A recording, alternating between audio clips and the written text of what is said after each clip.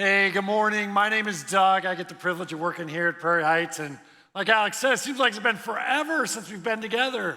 2 weeks ago, we had Serve Sunday. Last week, we were online. And one of the things we were hoping is that by being online and not necessarily being here on Sunday, it gave you some time and some freedom to be with your friends and family and take a little bit of a break as we celebrated the independence of our country. And it was fun. It was fun to see all the different ways that people did it. I think there's a couple, Andy and Renee, and how they celebrated their 4th of July. I don't think they could have done it any better. I mean, it turned out pretty good for me in that space, and that was an awesome picture. And as I was with my family and we were celebrating the holiday, we got together, we did some things that we liked, we played some games, we ate some food. I don't know about any of you, but in my house, I have a long-standing $20 budget for fireworks. So we have as much fun as we can. And I don't know if anybody else is going to recognize what you're going to see on the screen right now. But in my house, we buy the tank. Somebody over there does that too. And we just line them up and see if we can catch the other one on fire. But I'm 12 in many ways. But as I was spending time with my family, it got me to think about what God's been putting on my heart and what I wanted to share with you today. And I want to talk a little bit about my immediate family. I have a wife, her name is Jennifer, and then I have 4 kids. I got 3 girls, they're 22, 20, and 17. And then I have an 11-year-old son. His name is Marshall, and I'm going to tell you right now who my favorite is. So some of you that are parents go, wait, you can't pick your favorite. You don't do that. And yes, I got some feedback after the first service this morning. But my favorite right now, my favorite is my son Marshall. He's only 11. By far, he's my favorite. Yeah, you can let the older girls know that. But he's my favorite because he's the only one out of the 4 who I don't have to worry about at any given moment. They're going to bring somebody home with them that's going to be at my 4th of July forever. So, my 22-year-old, her name is Haley, and she's got a boyfriend. His name is Nathan. This is a fantastic picture of him. Makes my heart happy. And to say thank you to all of those military people that serve our country and serve us and give us the freedoms that we have today. But here's the thing about Nathan. Nathan didn't pick me. He picked Haley. And guess what? I didn't pick Nathan. I picked Haley. You know, and the other 2, they could walk through the door at any moment with the person that they're going to spend the rest of their life with and that they're going to marry and is going to be at every single one of my 4th of July gatherings until I die. We're in a series called Family Vacation, and it's season 3. This is the 3rd summer that we've done it. It'll be the last summer that we've done it because we want to invest in families, and we want to help families be better families and tighter families and stronger families. Before we get too much further, I want to define family because family today, it's got a broader definition than it ever has before. So I jumped out there and I started doing research on different types of families, and my ex-friend Google did not help me out. And I say ex-friend because I asked the question about, hey, what are different types of families? And all these things showed up. It's July, keep in mind. All these things showed up. It triggered something. 12 types of families, 11 types of families, 10 types of families. It's July. I'm not looking for my partridge in a pear tree yet. Christmas will be here soon enough. But I want to start with the definition of family because I would bet that when I started talking about this series is about families and I mentioned the word family, there's at least one person in the room that just had the feelings come up. Because family, it's not always great. It's not always easy. It can be pretty messy. And I know people sometimes cringe when they think about their family and their history with their family. And I just want to say at the very beginning, family. There's an idea that there's this perfect family out there. It doesn't exist. There's no such thing. Family is messy. Sometimes you don't get to choose who's in your family. Sometimes you do.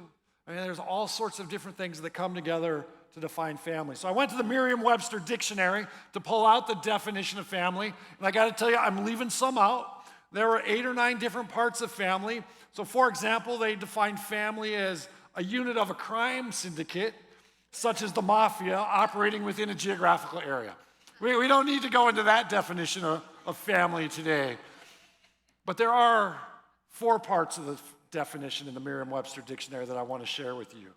So the first one is family, the basic unit in society traditionally consisting of 2 parents rearing their family.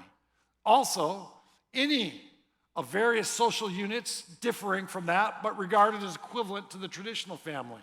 So single-parent families, blended families, there's all sorts of different kinds of families out there. The second definition that the dictionary gives us is a group of individuals living under one roof and usually under one head within that roof.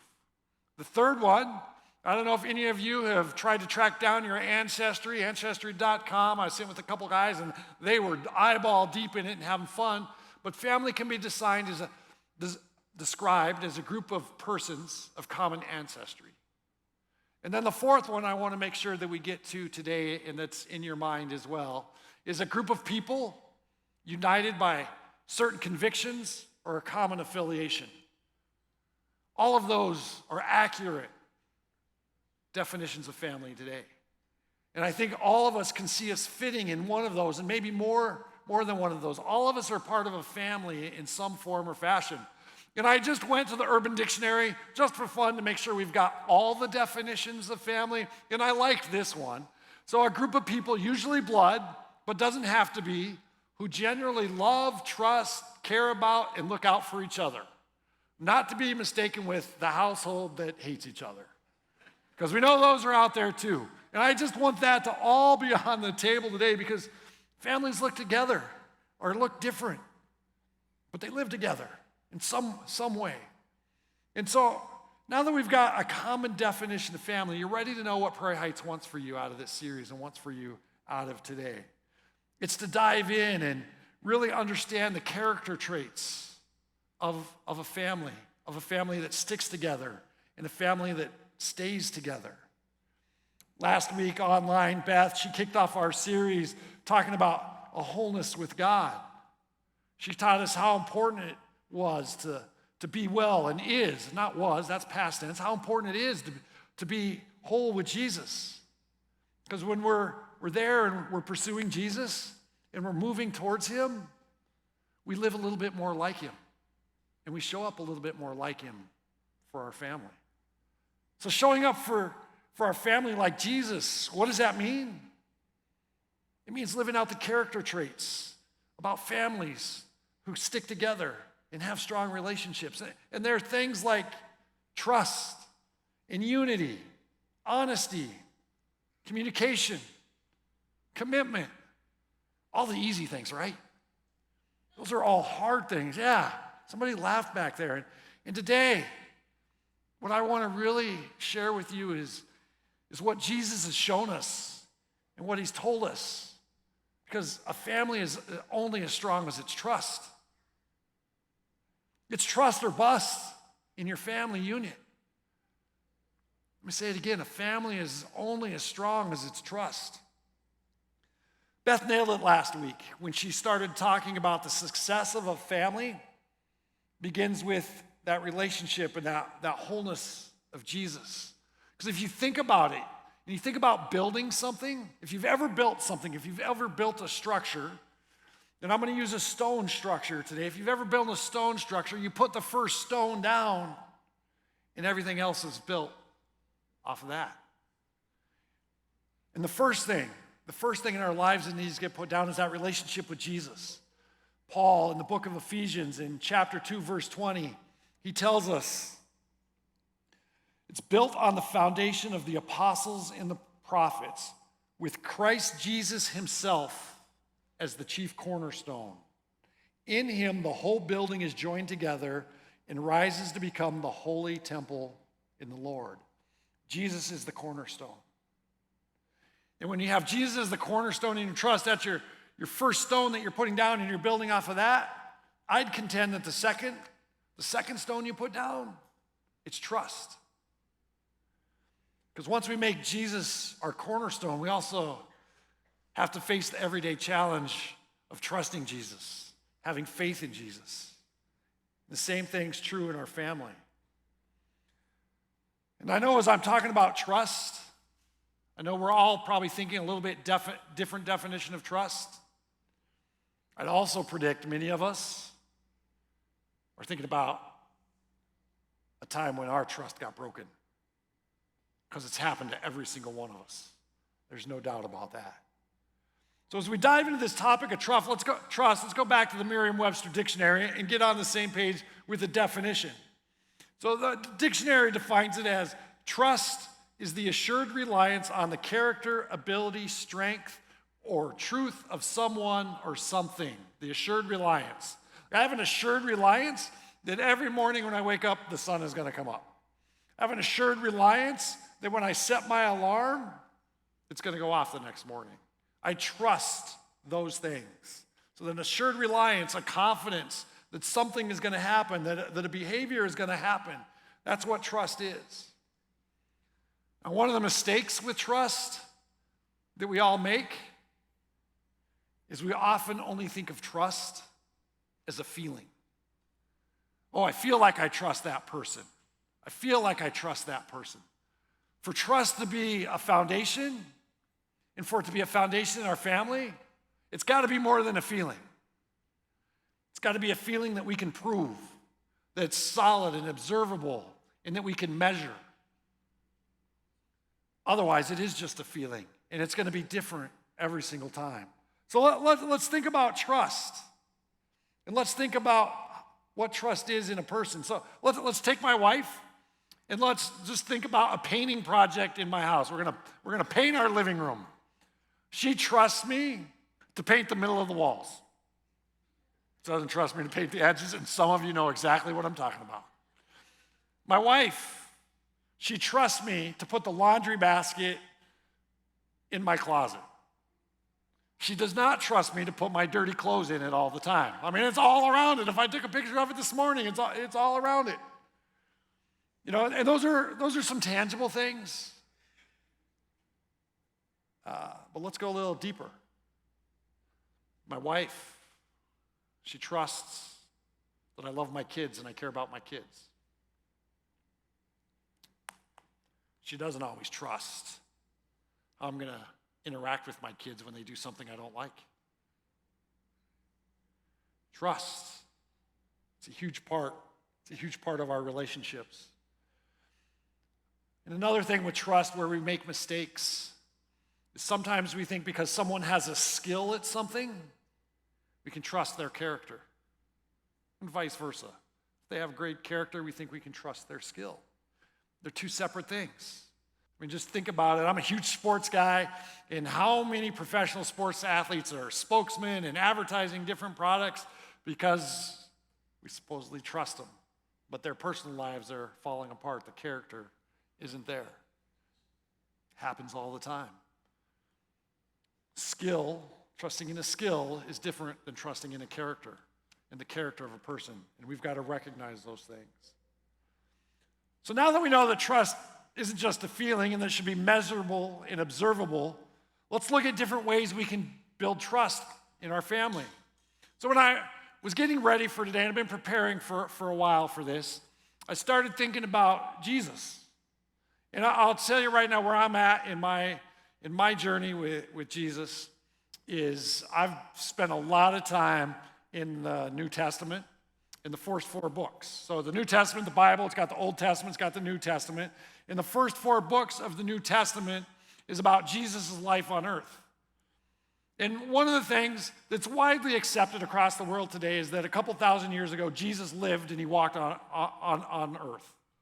People can argue all they want about what he did and all the different things, but it's pretty widely accepted he walked on earth. And the reason why I've been spending so much time in the first 4 books of the New Testament is because those first 4 books are written by 4 guys, Matthew, Mark, Luke, and John, and they're historical accounts of what Jesus did while he was here on earth. Because Jesus actually lived on earth, and I'm extremely interested and wanting to learn more about what did that look like? What was that? And so that's how I'm thinking, and that's what's going through my mind as I'm thinking about, hey, Jesus, trust, how do families, how does this all go together? And what did I think that Jesus did while he was here on earth that built trust? So we're going to dive into three things. The very first thing that went through my mind and thinking about how did Jesus build trust when he was here? Jesus was fantastic at giving clear expectations. You weren't going to misunderstand all of the things that Jesus taught us, because Jesus taught us a lot. And I love the duality of what I'm going to share with you this morning, because there's things that Jesus taught us, and then there's also the opportunity to learn about how he taught us those things. And that's why I always encourage people, hey, read the Bible. There is so much to learn, and it's worth every minute that you spend reading it. So pick it up and read it, even if it's only for a minute a day. Just get in the habit of reading the Bible. But we're going to go to the book of Matthew. And Matthew is writing down what's happening, and somebody asked Jesus this question. Teacher, what is the greatest commandment in the law? And Jesus replied, love the Lord your God with all your heart and with all your soul and with all your mind. This is the first and greatest commandment. Okay, you got to work hard to misinterpret that.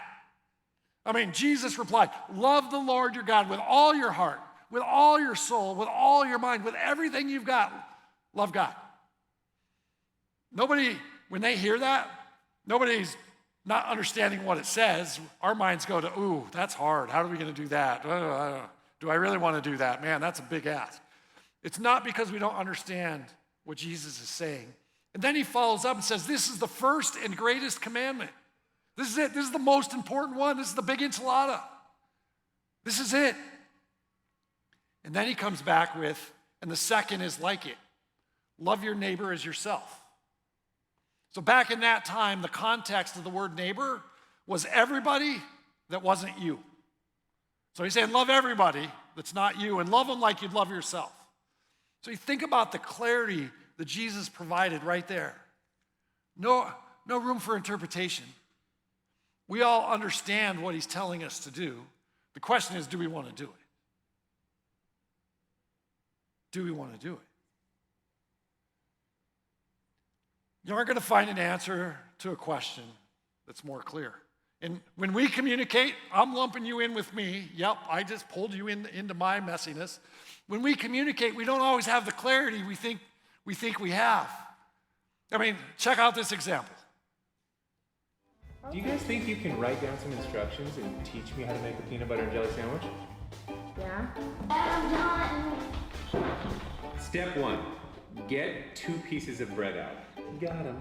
Get a butter knife and get some PB. Take 1 piece of bread, spread it around with the butter knife. No, Dad, with the peanut butter. I'm just doing what it says. It says take 1 piece of bread, spread it around with the butter knife. Hold on. Get some jelly, rub it on the other half of the bread. No, Dad, open the jelly. Well, it doesn't say to do that. Put the breads together on top of each other. Take a big bite. This doesn't taste like a peanut butter and jelly sandwich. Fail.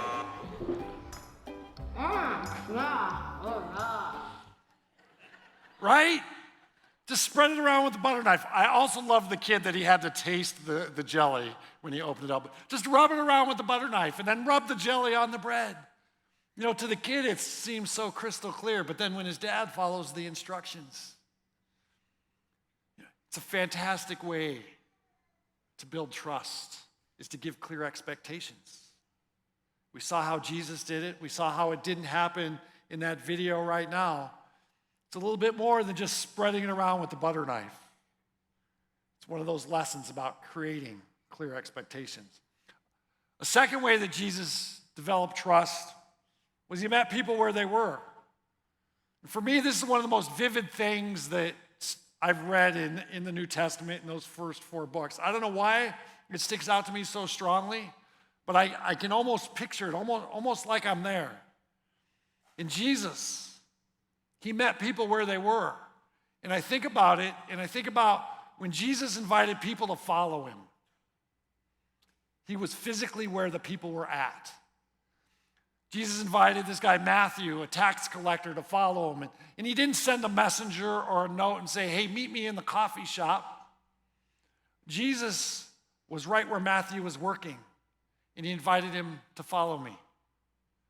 And Jesus did it again with Peter and the other fishermen. He was down at the lake by the boats, walking along the shore. And he invited him and said, hey, follow me. And I think that probably resonates so strongly with me is because Jesus was right there and he invited him. And I've had that feeling that Jesus invited me to follow him as well. And it wasn't just when he was inviting people to follow him. I mean, you think about Jesus when he met the Samaritan woman at the well, if you've read that out of the Bible. He met her at the well where she was. She didn't come to where he was. It was where she went every single day. Jesus went there. Jesus went to Lazarus' home. Time and time again, when you pick up the Bible and you start to read about the life of Jesus and what he did while he was on earth, is he went physically to where people were at. And I think we have the opportunity to do that. Too often, though, we expect people to meet us where we are. And that's not as strong of a trust builder. I'm not talking about showing up when the brats are coming off the grill. I'm not talking about showing up when you've been invited to show up. I'm talking about showing up and being there physically when people need you, even when you haven't been invited. Thoughts that go through my mind are when my wife comes home from the grocery store and I hear the car pull up, or in reality, I hear the dog run to the door because he's so excited to see her. And I can either let her carry in the groceries or wait till she asks, or I can get up and I can go out and help carry in the groceries. I experienced it a couple weeks ago. My neighbor was setting up this giant tent in their front yard for their kids' graduation. And I'm thinking there's 3 of them. There's this giant tent. And I could have either just sat back and watched all the bloopers that were going to come out of that, or I could get off my seat on my front porch and walk across the street and offer to help. I think that's a huge thing, is to meet people where they're at, because they're not always going to ask for help. And it's going to start to build trust when you physically show up. You know, when we talk about meeting people where they're at, Jesus did it again, more than just being there physically. We're going to go back into those first 4 books, and we're going to the book of Luke. It's the 3rd book of the Bible. And we're going to talk about a piece of Jesus' life where he wanted to go across the lake in a boat. And as Luke writes this account down, you know, Luke is a doctor. I'm always kind of interested in all the details. So Luke is a doctor, and he starts to document it. So we're going to go to Luke chapter 8, verse 22. One day Jesus said to the disciples, let us go over to the other side of the lake. So they got into a boat and set out. As they sailed, he fell asleep. Jesus was tired. He fell asleep. A squall came down on the lake so that the boat was being swamped and they were in great danger. The disciples went and woke him saying, Master, Master, we're going to drown. Now just imagine you've had a hard day at work, or you've done something and you're tired and you take a nap, and then somebody comes and wakes you up. What kind of mood are you going to be in? What's that going to feel like? So Jesus, he got up and he rebuked the wind and the raging waters. The storm subsided and all was calm. Where's your faith? He asked his disciples. The duality of it is you can hear him saying, don't you trust me? I'm in the boat with you. Do you think I'm going to let myself die? You know, where's your trust in me? That's one thing and one way to look at this. But if you look at the other thing that Jesus did, was the disciples, they were worried. They needed help. And even though Jesus was probably a little crabby after getting woken up from a nap, what's the first thing he did? He helped the disciples. He met them where they were. And then he challenged them. How often does somebody need our help? And before we help them, we have to tell them what they did wrong, how they could have done it better, the mistakes that they made. I mean, I don't know about you. You might have gotten this lecture from your parents. I definitely have given it to my kids. But just think about that. Do you meet them where they're at? Do you help them first? Or do you tell them all the things that they did wrong? Jesus was fantastic about meeting people where they're at. About a month ago, I saw a thing, and I was reading it, and it really resonated with me. And it was simple. It was more for parents. And it said, be the parent your kid wants to call when they're in trouble, not the parent they have to call. I got arrested once, and I had to call my parents.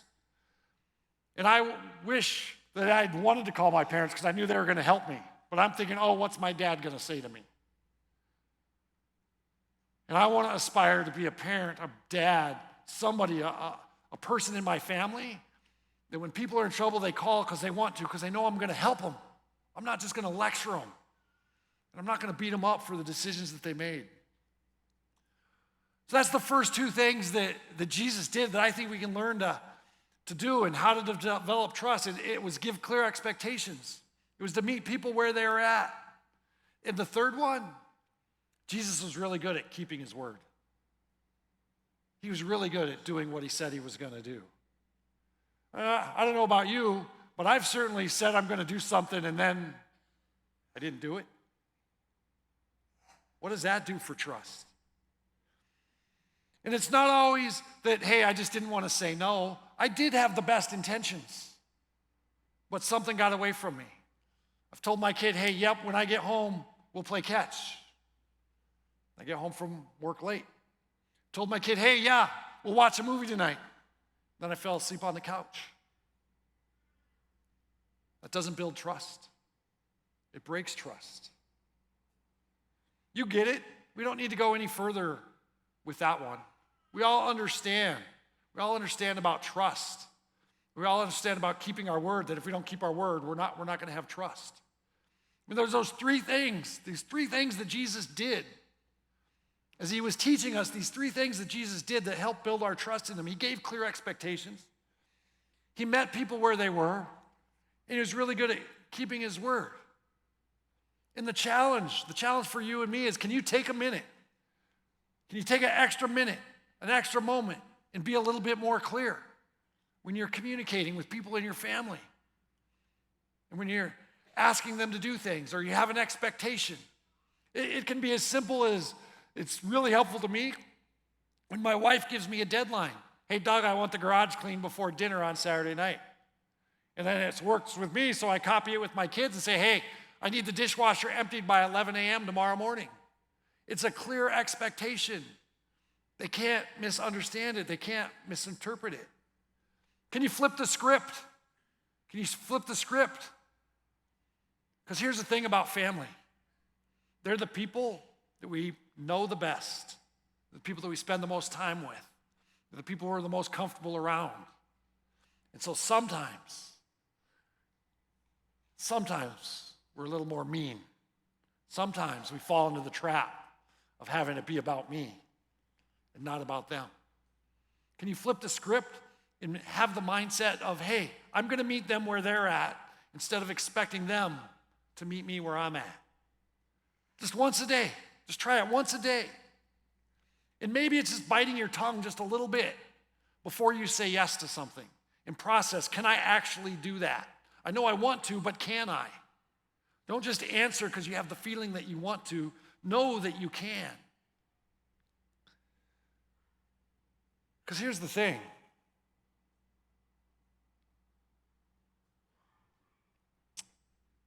You've had trust broken with you.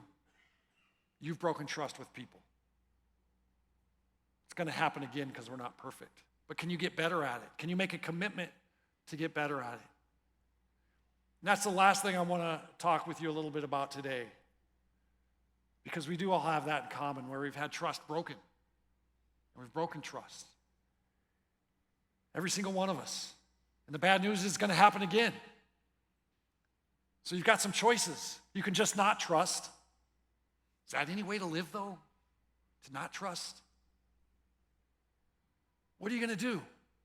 when you break trust or when somebody breaks trust with you. I mean, Jesus, just think about him. He had his trust broken. I mean, Peter, one of his best friends, one of his inner circle guys, promised him that he wouldn't deny him.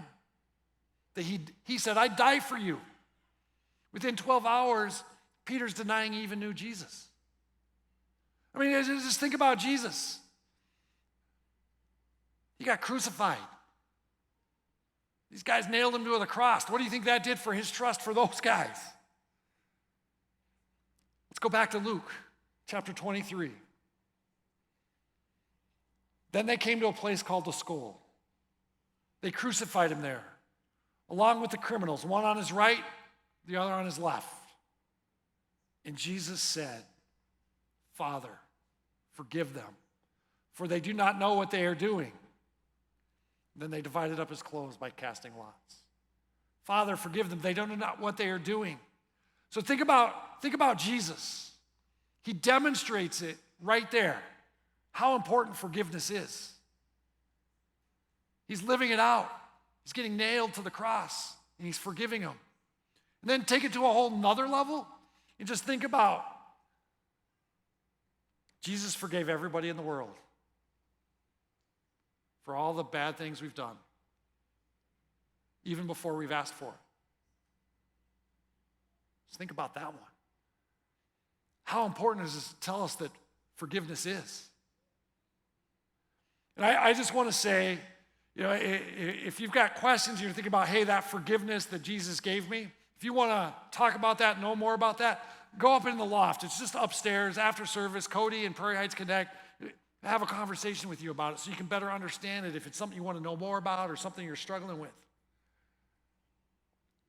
But Jesus, he demonstrated to us how important forgiveness is. Now, I'm pretty fortunate. I'm surrounded by a bunch of people that like to learn. I mean, my 11-year-old, my favorite son, he loves to learn how to play Fortnite. I'm not always sure that's a good one. On the other end of the extreme, my wife is a learner, and she joined a book study. So we're reading this book, and it's by Dr. Henry Cloud. It's called Trust. And my ears perked up because I've been fortunate enough to read several of his books because he's a clinical psychologist. He's also a best-selling author. I've also gotten to hear him speak. So when I heard she was in this book study, my ears kind of perked up, and I picked up the book, and then I ended up reading most of the book, way more than I intended to. But in the book, there is a whole section on repairing trust. In fact, for those of you that like to count things, 27% of the book, more than a quarter of the book is on repairing trust. It tells you how important repairing trust is. And I want to share a few things with you that came out of that book. We're going to go to chapter 14. I know that's pretty specific. Dr. Cloud writes, repairing trust is a process. And just like any process, if you leave something out, it might not turn out quite right. I got to go fishing yesterday with my son, Marshall. We were getting in a boat, and the guy we were going with was talking about how he forgot to put the plug in the day before, and for whatever reason, that just sewed things together for me.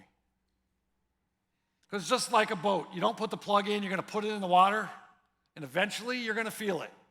The only question is how much is it going to hurt?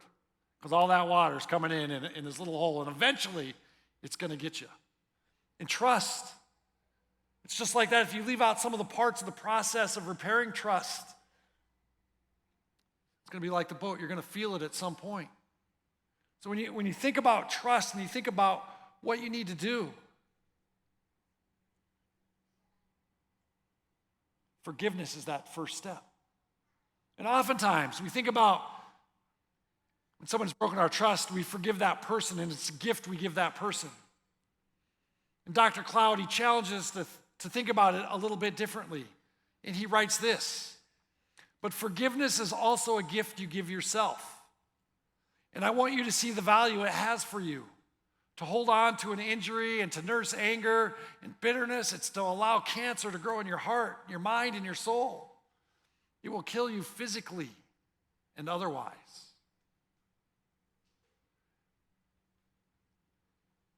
To start to repair, you've got to forgive. And it's not an easy thing to do.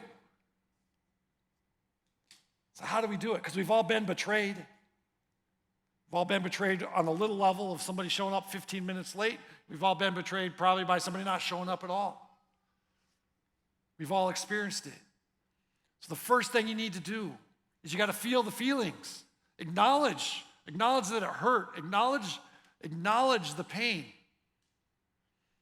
Because like I said earlier, you can acknowledge it, or you can ignore it happen and put it in a shelf and compartmentalize it, and then it's going to show up like when you forgot you didn't put the plug in the boat, and you're going to feel it. But you got to feel the feelings. And then you got to take time to move beyond the pain.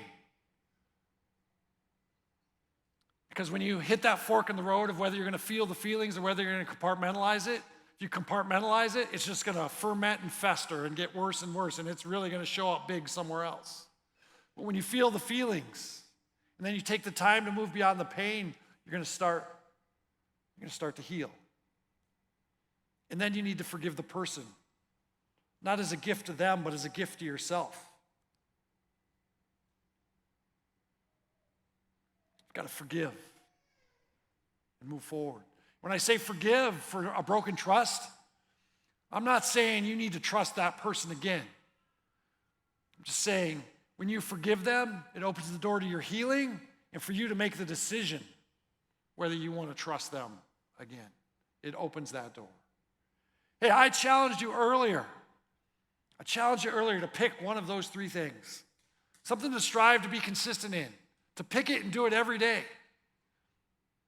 It's to give clear expectations, to meet people where they're at. It's to keep your word. Pick one of those, do it every day, and in a year it'll be amazing how different your relationships are, how much stronger your relationships are in your family because you've built that trust. I'm the same, I'll tell you right now, in front of all of you, my goal, and the one I picked, is try and meet people where they're at in how I interact with my kids when they do something I don't like. To not have that tone of voice or perhaps even yell. To try and control that and try and manage that. Because I know when we think about families, that second stone, the first one, the cornerstone of Jesus, the second one is trust. And I want to have stronger trust so I have a stronger family. Because when it comes to your family, it's trust or bust. Let me say a prayer for us all today. God, thank you for today. Thank you for giving us the opportunity to come together as a church family, a group of people that have some alike beliefs and convictions. God, I just ask that you open all our hearts and our minds and our eyes to the things we can do to build trust with our families, the people that we love, and that you give us that inspiration, that motivation to actually not just think about it, but to carry it out and do it. God, in your name we pray.